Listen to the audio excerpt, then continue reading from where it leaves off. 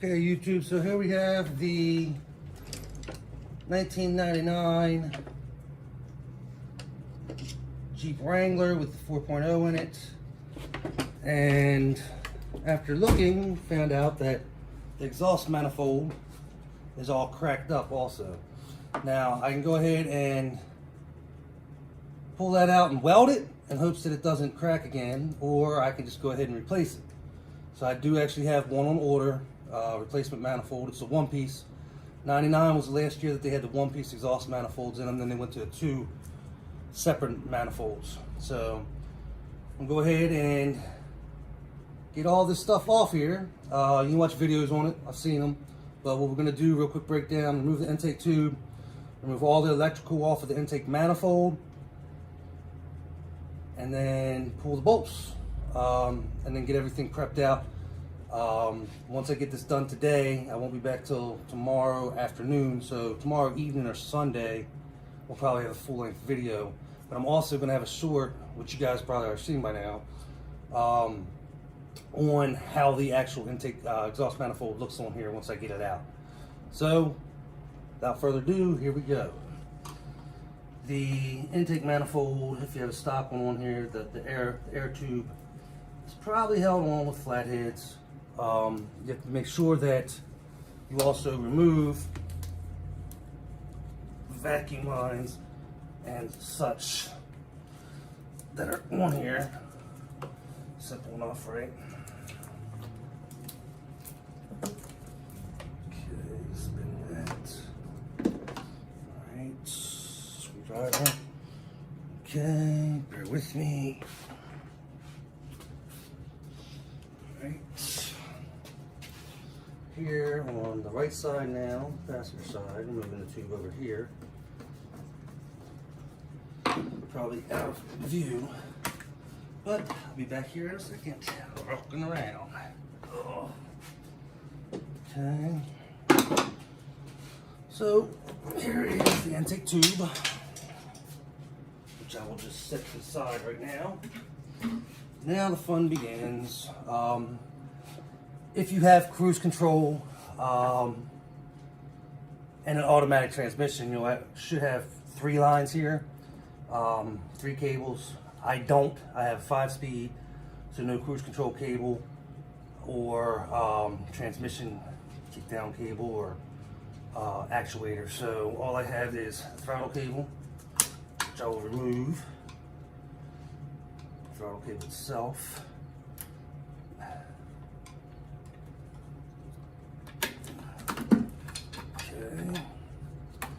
And it clips on right at the top of the valve cover. And all I'm going to do right now is hang that up out of the way.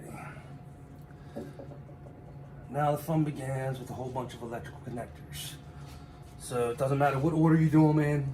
I like to start over here and work my way around, but it's all to remove this case right here, this electrical enclosure. So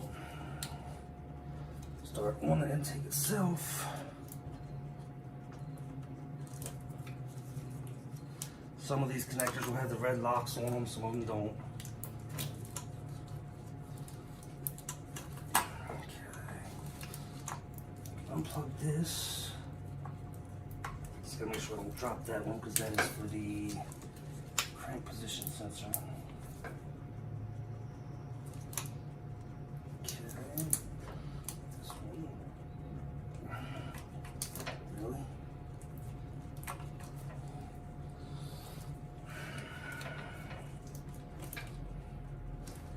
That's gonna have to be disconnected and popped out anyway. It can't stay on manifold goes. Okay. Right now, I've tucked these connectors up out of the way. Let's say one of them is the crank position sensor. Tuck it up out of the way. It's tucking up to keep falling. Out of the way. I'm going to pop it off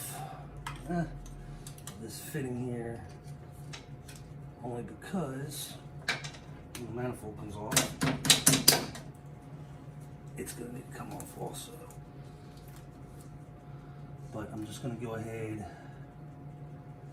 and remove that bolt instead. Be back in a second. This way the connector is not in the way.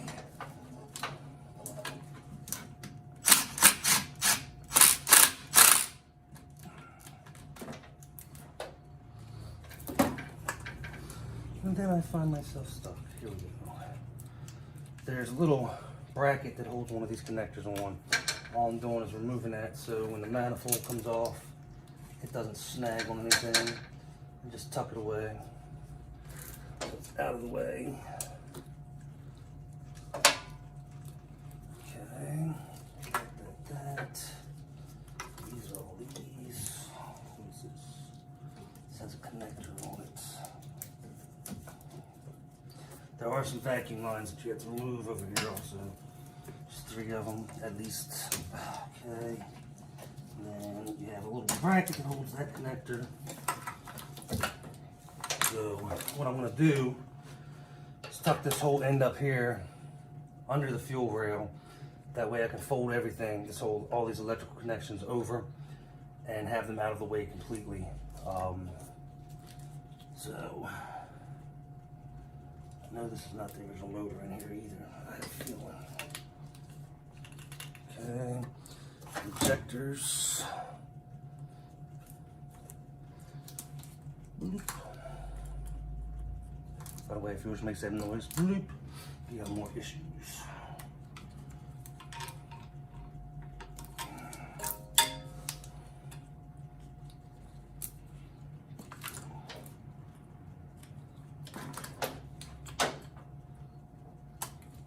Yeah, there's one of them locks. I'll put that back in there a little bit. Alright. So now everything is disconnected as far as the electrical connections on here. So what I'm gonna do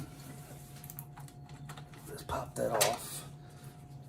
And it literally just slides on the bolts here. Here. There we go. So when I go to fold this over, I'm going to pull all these connectors through. So the whole intake manifold can be clear of the connections when I go pull it out.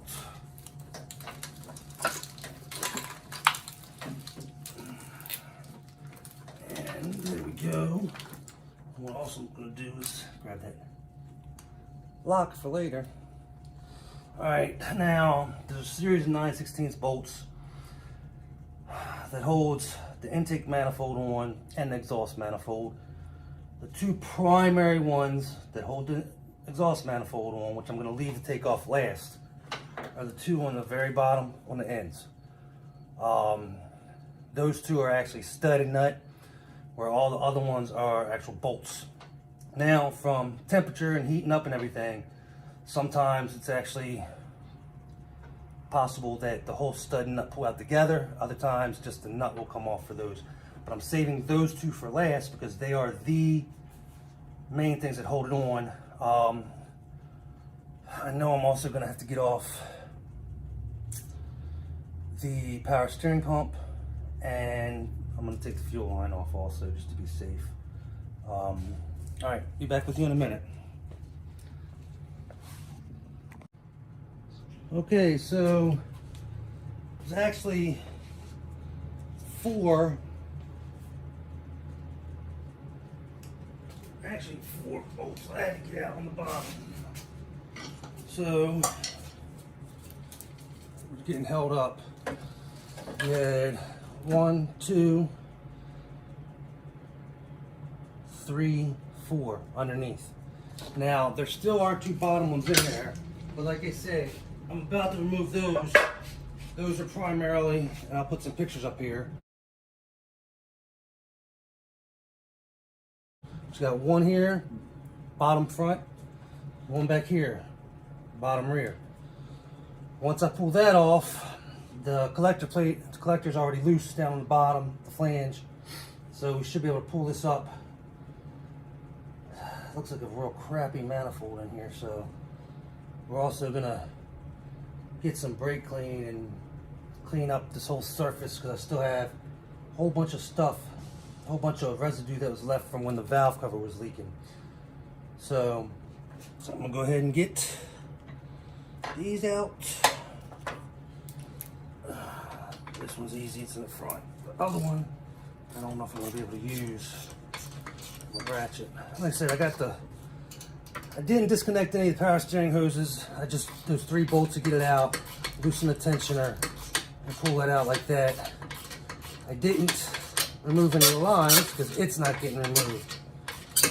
So this one is actually coming out complete. It's not a bad thing. Like I said earlier, sometimes the whole stud will come out with it. Make sure you do not lose the washer. I'll call it a washer, but it's not. I'll show you in a second here. It's on all the bolts, all the fasteners for that. So nut, you got this. So this, if you look, it's actually conical. It applies pressure on to whatever it's securing. This particular one is, like I said, one of the bolts for the exhaust manifold. But all the fasteners for the intake manifold that hold it on and the exhaust manifold have these on them. So make sure you do not lose them. I'm going for the rear now. You guys might get to see it funny, and I didn't pull my fuel rail either. I pulled it, but I didn't pull the fuel line because somehow my kit, I have the kit to remove the fuel line, but unfortunately somehow the most common size that's supposed to be in there is not in the kit. I remember using it before. I just can't remember where it ended up going. So okay, there we go. I had this one out before, and I think this one might come out with the stud and all. What I'm going to do, just to prevent it from falling, take one of the bolts here that secured the manifold and just put it in here lightly, loosely. That way when the back one comes off, it doesn't just crash down. We're not reusing this one. So I want to see how bad these cracks are. Like I said, we could have welded it up. Problem with that is, this is the original exhaust manifold on here. They have a tendency of cracking. The new one, I'll show you when it comes, and these 2 areas actually have flex pipe. So, all right, bear with me for a sec.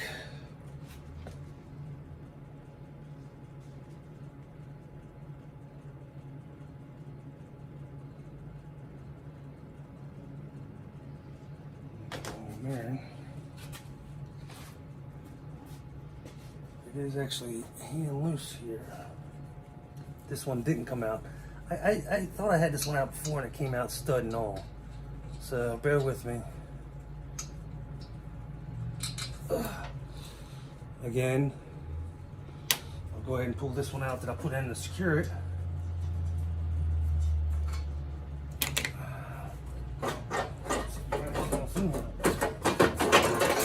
Okay, there we go.